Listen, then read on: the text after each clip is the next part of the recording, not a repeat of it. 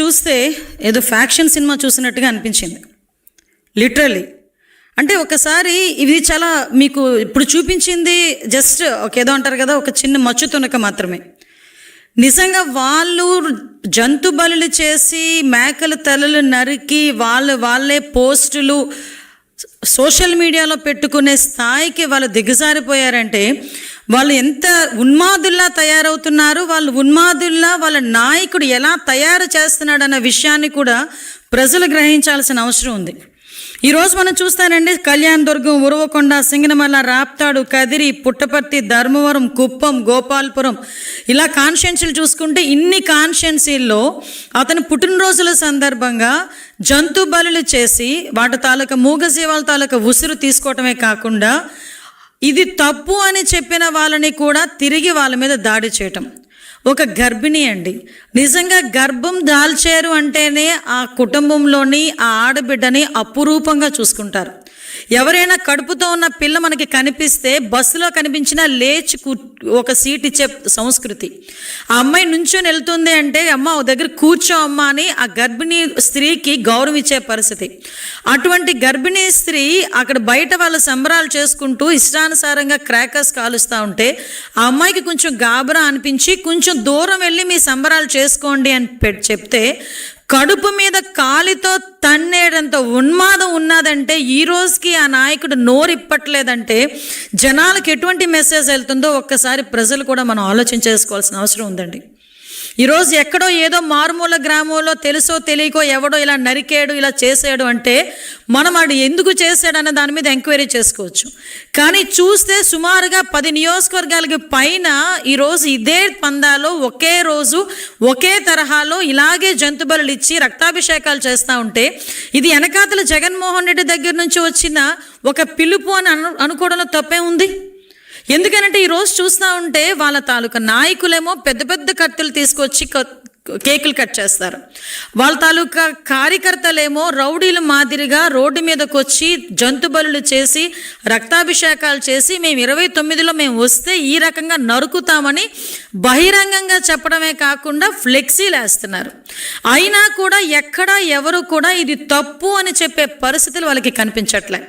ఒక గర్భిణీ స్త్రీ మీద చేయి చేసుకున్నాడు, కడుపు మీద కాలుతో తన్నాడని కేసు పెడితే ఇంకొక వైసీపీ నాయకుడు బయటకు వచ్చి అతను జనసేన నాయకుడు అని చెప్పి దాన్ని తీసుకొచ్చి రాజకీయం చేయడానికని చెప్పి ప్రయత్నం చేసే పరిస్థితి. నీ నాయకుడు తాలూకా సంబరాల్లో జనసేన నాయకుడు వచ్చి ఎందుకు క్రాకర్స్ కాలుస్తాడు? ఆ మాత్రం ఇంగితం నీకు లేకపోతే పోయింది కానీ జనాలకు లేదనుకుంటున్నారా?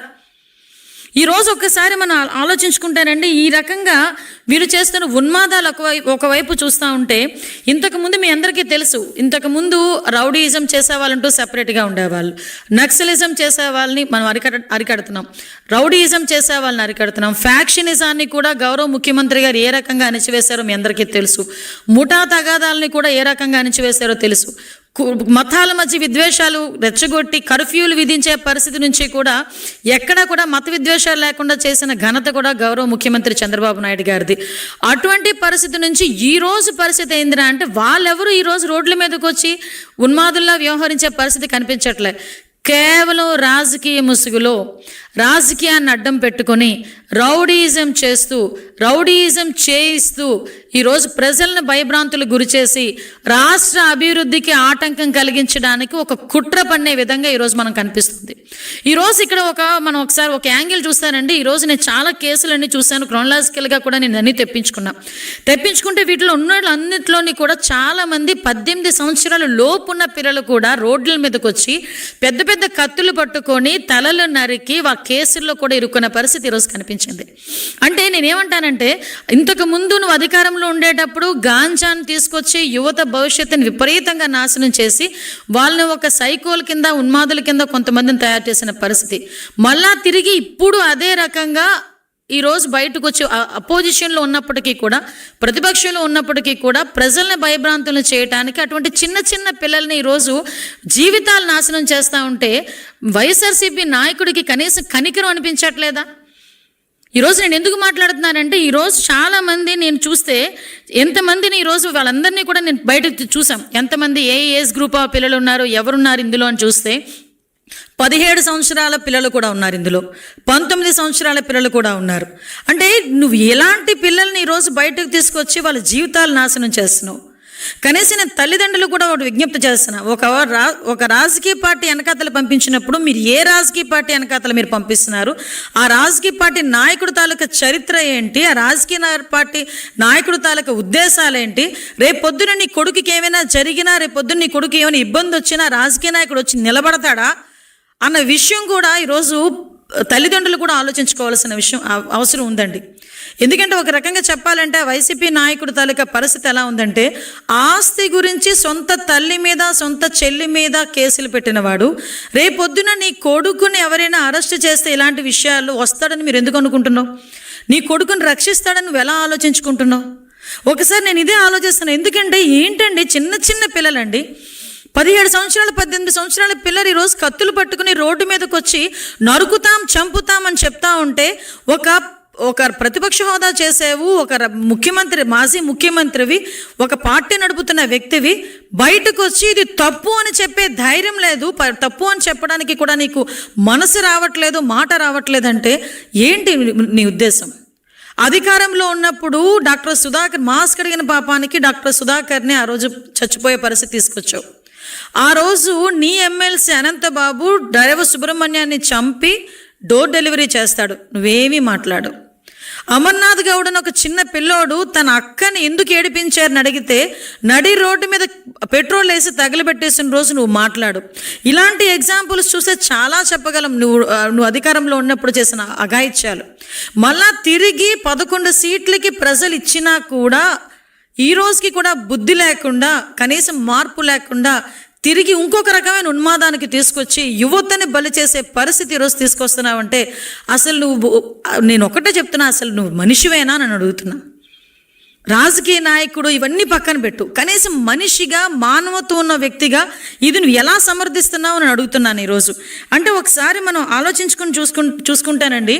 మొన్న రీసెంట్గా చూసాం, పీపీపీ విధానంలో మెడికల్ కాలేజీలను కట్టి ఎక్కడా కూడా పేదవాడికి ఆ వైద్యాన్ని దగ్గరికి చేయాలనే ఉద్దేశంతో గౌరవ ముఖ్యమంత్రి గారు ఏర్పాటు చేసి ఈరోజు పీపీ విధానంలో అతను వదిలేసిన మెడికల్ కాలేజీని అన్నింటినీ కూడా కట్టి తిరిగి వాళ్ళకి పేదవాడికి వైద్యం అందించాలని మంచి ఉద్దేశంతో తీసుకొస్తే నువ్వు బయటకు వచ్చి అదే ఎవరైతే టెండర్ వేస్తారో వాళ్ళు నేను అరెస్ట్ చేస్తానని చెప్తున్నావు. అంటే ఏ రకమైన మెసేజ్ ఇస్తున్నావు?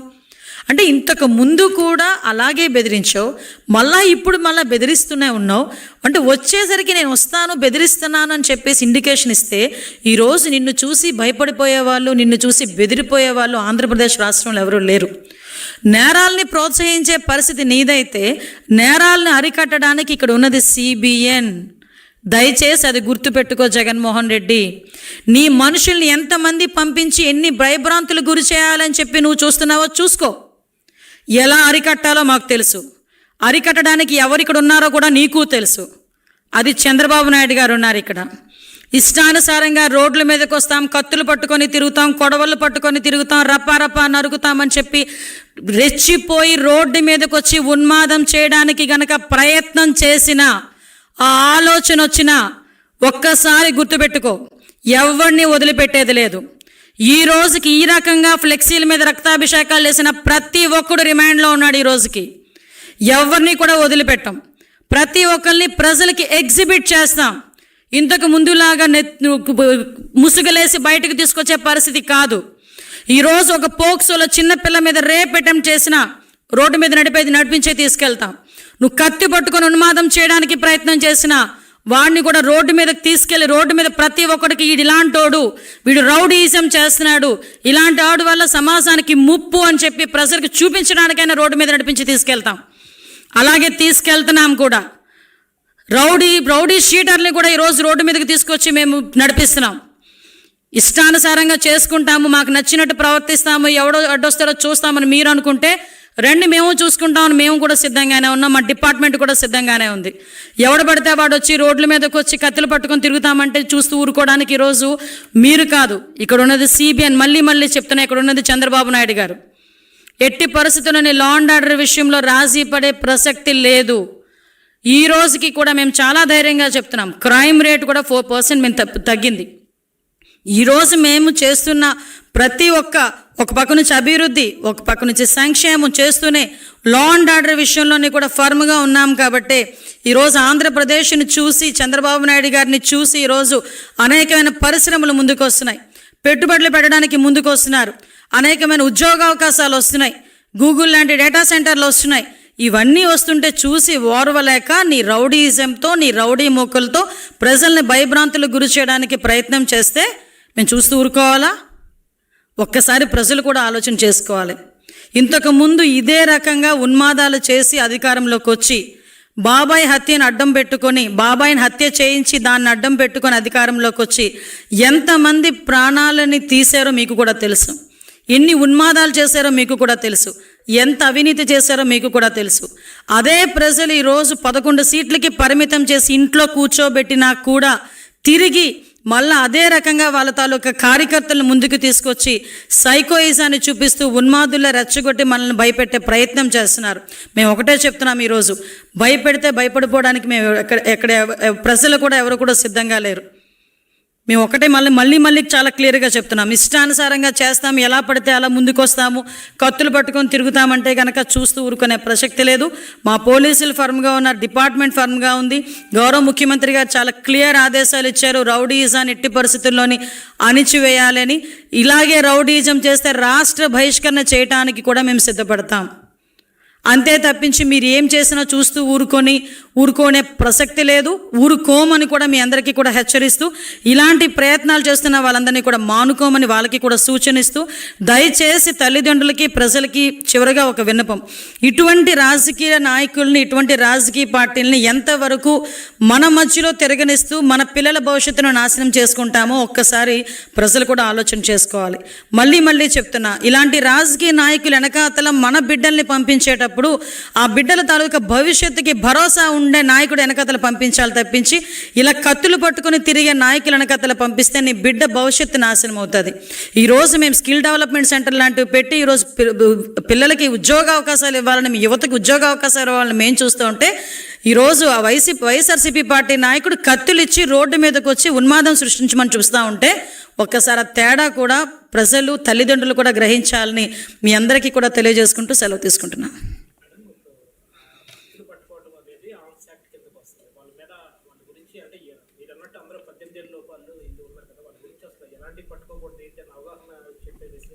అసలు ఏమంటానంటేనండి, ఇప్పుడు జనరల్గా ఒక రాజకీయ నాయకుడికి ఒక ఇప్పుడు మా నాయకుడే ఉన్నారు, మేము తప్పు చేశామంటే అది ఎటువంటి పొజిషన్లో తప్పుగా మాట్లాడినా కూడా మీరు తప్పుగా మాట్లాడుతున్నారు, మీరు సరిదిద్దుకోండి, ఎందుకంటే మన మాట కొన్ని కోట్ల మంది ప్రజలు వింటారు. సో దానికి మాకు మాట మాట్లాడేటప్పుడు దానికి ఒక అర్థం ఉండాలి, అవతల వాళ్ళు యాక్సెప్ట్ చేయాలి అని చెప్పి మా నాయకుడు మాకు చెప్తారు. ఈరోజు 17 సంవత్సరాల కుర్రోడికి రోడ్డు మీదకి వచ్చి కత్తి పట్టుకుని చేతిలోకి వచ్చి నువ్వు నరికి అక్కడ రక్తాభిషేకాలు చేస్తూ ఉంటే కనీసం బయటకు వచ్చి మీరు ఎందుకు చేస్తున్నారు అని అలా అడగకపోగా కనీసం దాన్ని సమర్థించే విధంగా ఈరోజు మీరు ఒకటి చూశారు, రప్పా నరిగితే తప్పేంటి, గంగమ్మ జాతరలోని పొట్టేలు నరికినట్టే రప్పా నరుగుతామంటే తప్పేంటి అని ఆ నాయకుడే అలా మాట్లాడుతూ ఉంటే ఆ కిందన ఆ పార్టీలో ఉన్న కొంతమంది అలాంటి చేయడంలో ఒకసారి అర్థం చేసుకోవాలి మనం కూడా. ఈరోజు పిల్లల భవిష్యత్తు అండి, చిన్న పిల్లల భవిష్యత్తు నిజంగా చాలా బాధ అనిపిస్తుంది. ఇంటర్మీడియట్ చదువుకొని డిగ్రీలు చదువుకున్న వాళ్ళు ఈరోజు జైలు పాలయ్యారండి. వాళ్ళ తల్లిదండ్రులకు ఎవరు సమాధానం చెప్తారు? వాళ్ళ తల్లిదండ్రులకు తెలుసా ఇలా రోడ్ల మీద కత్తులు పట్టుకుని వెళ్తున్నట్టు? కానీ సరే మనం చేస్తున్న పని ఇది తప్పు అని చెప్పుకోలేని నాయకుడా నేను అడుగుతున్నా. దానికి నిజంగా చెప్పాలి, ఆ రాజకీయ పార్టీ తాలూకా నాయకుడు, ఆ వైఎస్ఆర్సీపీ పార్టీ తాలూకా నాయకులు సమాధానం చెప్పాలి దీనికి. ఈరోజు ఇంతమంది భవిష్యత్తుని జైలు పాలు చేసిన వాళ్ళందరికీ కూడా వాళ్ళు సమాధానం చెప్పాల్సిన అవసరం లేదా? కుటుంబాలకి ఉందా లేదా? వాళ్ళ కుటుంబాలకి ఏం సమాధానం చెప్తారు? వాళ్ళ కుటుంబాలకు సమాధానం చెప్పడానికి అని చెప్పి వాళ్ళ వెనకతల మళ్ళీ ఏదో ర్యాలీ చేస్తారు కదా, సంథింగ్ సానుభూతిగా వాటి దగ్గరికి వెళ్తారా? ఏ మొహం పెట్టుకుని వెళ్తారు? ఒక్కసారి ఆలోచన చేసుకోవాలి కదా. బిడ్డల భవిష్యత్తు, ఒక తల్లిదండ్రులు 17-18 సంవత్సరాల పిల్లడికి వచ్చినాయి అంటే ఇంకో 3 సంవత్సరాలు నాకు అందొస్తాడు, నేను పడ్డ కష్టం అంతా నా కొడుకు తీరుస్తాడు, నా కొడుకు నన్ను చూసుకుంటాడని ఆనందంగా ఉన్న తల్లిదండ్రులకి ఇలాంటి జెండాలు చేతిలో పెట్టి కత్తులు చేతిలోకి ఇచ్చి జైలు పాలు చేస్తూ ఉంటే ఆ కుటుంబానికి ఏం సమాధానం చెప్తారు నేను అడుగుతున్నాను ఈరోజు.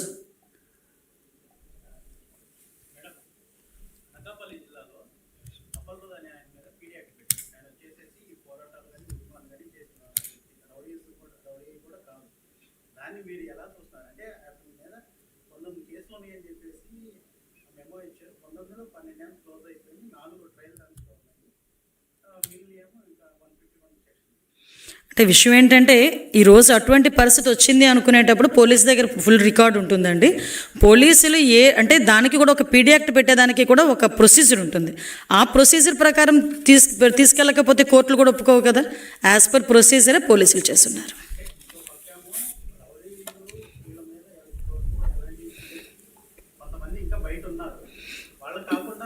ఎవరు కూడా బయట ఉండడానికి, రౌడీలు అన్న వాళ్ళు బయట తిరగడానికి వీలు లేదని గౌరవ ముఖ్యమంత్రి గారు నిన్న కూడా చెప్పున్నారు. రౌడీలు అన్న వాళ్ళు మేము రోడ్ల మీద తిరుగుతాము, కత్తులు పట్టుకొని తిరుగుతామంటే కనుక ఎట్టి పరిస్థితుల్లోనే ఊరుకునే ప్రసక్తి లేదు. వాళ్ళని కూడా ఎలా ఫిక్స్ చేయాలో, ఆఖరికి రాష్ట్ర బహిష్కరణ చేయడానికి కూడా పాస్ట్ ఎక్స్పీరియన్సెస్ కూడా ఉన్నాయి. మీకు గౌరవ ముఖ్యమంత్రి గారు అప్పట్లోనే ఫ్యాక్షన్ని అంత కంట్రోల్ చేయగలిగారంటే ఎంత ఫర్మ్గా లేకపోతే చేయగలిగారండి. ఆ టైంలో కొన్ని సందర్భాల్లో సొంత పార్టీ నాయకుల మీద కూడా కేసులు పెట్టిన సందర్భాలు కూడా ఉన్నాయి. అంటే ఇక్కడ లా అండ్ ఆర్డర్ని సెటరేట్ చేయడానికి ఇలాంటి ఉన్మాదులు బయటకు వచ్చి భయభ్రాంతులకు గురి చేస్తే రాష్ట్ర అభివృద్ధికి ఏదైనా, సంక్షేమానికి ఏదైనా ఇబ్బంది కలుగుతుంది, ప్రజలకు ఇబ్బంది కలుగుతుంది అనుకునే సందర్భాల్లో ఎటువంటి యాక్షన్ తీసుకోవడానికి కూడా మేము వెనుకాడం. అది ఏ పార్టీ వాళ్ళైనా అనవసరం.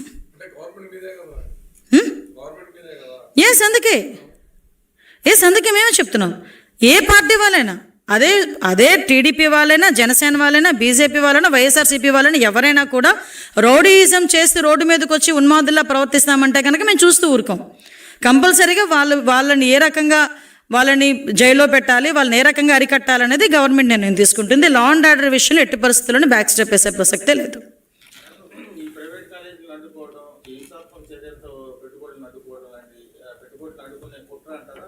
ఎగ్జాక్ట్లీ అండి. ఇప్పుడు ఈ 1.5 సంవత్సరాల కాలంలో ఎన్ని వేల కోట్లు పెట్టుబడి వచ్చినాయి, ఎన్ని లక్షల కోట్లు పెట్టుబడులు వస్తున్నాయి, ఈరోజు ఎన్ని కంపెనీలు వస్తున్నాయి, ఎన్ని స్కిల్ డెవలప్మెంట్ సెంటర్లు వస్తున్నాయి. ఇవన్నీ ఒక ఎత్తు అయితే ఈరోజు ఎన్ని కంపెనీలు ఈరోజు వచ్చి కొన్ని లక్షల మందికి ఉపాధి అవకాశాలు కల్పించడానికి ముందుకు వచ్చినాయి. ఈరోజు ఇవన్నీ ఒక పక్క అయితే, ఒక పక్క నుంచి సంక్షేమాన్ని యాజ్ పర్ మేము మేనిఫెస్టోలో పెట్టిన ప్రకారం సంక్షేమాన్ని కూడా ఒకటి చేసుకుని ముందుకెళ్తున్నాం. అంటే ప్రజల్లో కూడా ఒక భద్రతాభావం వచ్చింది. ఈ గవర్నమెంట్లో మాకు మంచి జరుగుతుంది అనే నమ్మకం వచ్చింది.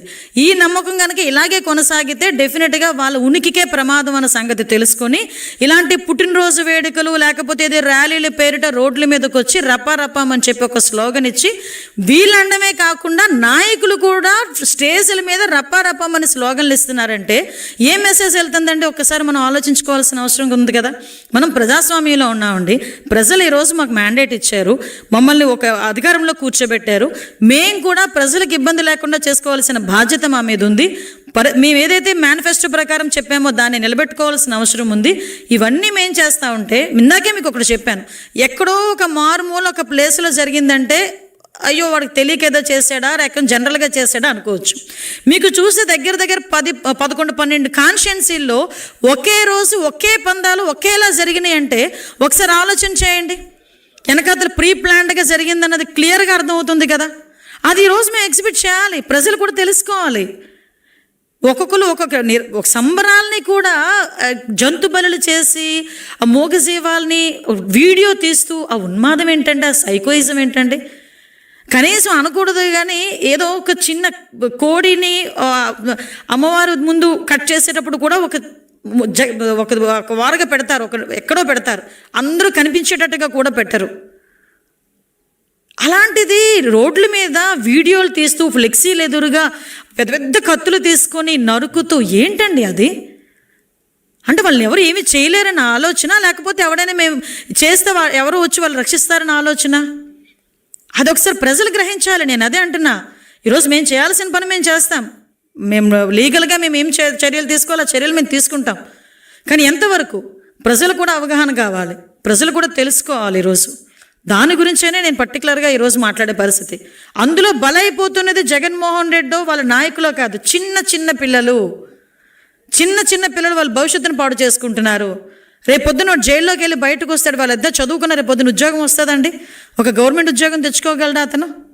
ఒకసారి ఆలోచన చేయాలి కదా. అరే నిజంగా అనకూడదు, కానీ ఆ విషయంలోని నేను లోకేష్ బాబు గారిని సందర్భంగా నేను మెచ్చుకోవాలండి. నా నాయకుడని కాదు, కానీ విజ్ఞత కలిగిన నాయకుడు. ఒక చిన్న పిల్లోడు ఎప్పుడైనా పార్టీ జెండా పట్టుకుంటే, అరే నువ్వు చదువుకోవడం మానేసి పార్టీ జెండా ఎందుకురా పట్టుకున్నావని ఆ చేతిలో తీసి పక్కన ఎవరో పెద్దవాళ్ళకి ఇస్తాడు ఆయన. 2-3 సందర్భాల్లో జరిగిన పరిస్థితి ఇది. ఎవరైనా టీషర్ట్, పార్టీ టీషర్ట్ చిన్నపిల్లలు ఎవరైనా వేసుకుంటే, ఎందుకురా నీకు ఇప్పటి నుంచి రాజకీయాలు, శుభ్రంగా చదువుకోపో అని చెప్పే విజ్ఞత కలిగిన నాయకుడు మా దగ్గర ఉంటే, అలాంటి చిన్న చిన్న పిల్లలకి కూడా కత్తిలిచ్చి రోడ్ల మీదకి వెళ్ళి జంతు బలులు చేయండి అని ప్రోత్సహించే నాయకులు అటువైపు ఉన్నారా? అది కూడా మనం ఆలోచించుకోవాలి. ఎటువంటి నాయకులకి ఈరోజు పార్టీలు నడుపుతున్నారు, ఎటువంటి నాయకులు రాజకీయ పార్టీకి మనం మద్దతు తెలుపుతున్నాం అన్న సంగతి కూడా ప్రజలు కూడా గ్రహించాలి. అది నా ఉద్దేశం.